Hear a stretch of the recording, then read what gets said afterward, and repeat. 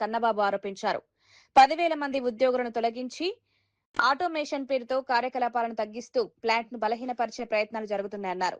అవసరమైన మరమ్మతులు చేయకుండా క్రమంగా ప్లాంట్ ను నిర్వీర్యం చేసి ప్రైవేటు సంస్థలకు అప్పగించే కుట్ర ఉందని కార్మిక సంఘాలు భావిస్తున్నాయని తెలిపారు.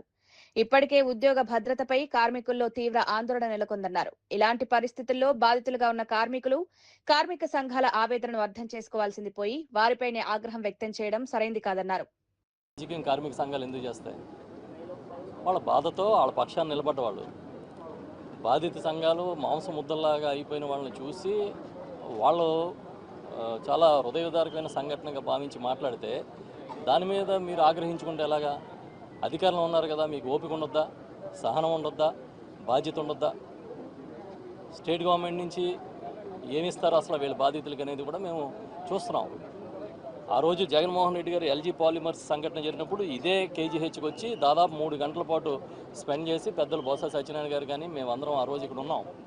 మాకు బాధ్యత అప్పచెప్పి ₹1 కోటి అనౌన్స్మెంట్ చేసి వాళ్ళకి పరిహారం, అదేవిధంగా హాస్పిటలైజ్ అయిన వాళ్ళందరి కోసం కూడా టీంలు అరేంజ్ చేసి వాళ్ళకి ఆర్థిక సహాయం చేసి దాని తర్వాత అది మొత్తం మానిటరింగ్ చేయడానికి చీఫ్ సెక్రటరీతో సహా అందరిని ఇక్కడే పెట్టి అంత బాధ్యతగా ఉన్నారు. చాలామంది ఆ రోజు కూడా మాట్లాడారు జగన్మోహన్ రెడ్డి గారితో, ముఖ్యమంత్రి గారితో చాలా ఓపికగా సమాధానం చెప్పి ఆయన కూడా మనసులోంచి బాధన ఆవేదన వ్యక్తం చేశారు. ఇలాంటి సంఘటనలు జరగడం దురదృష్టకరం అని.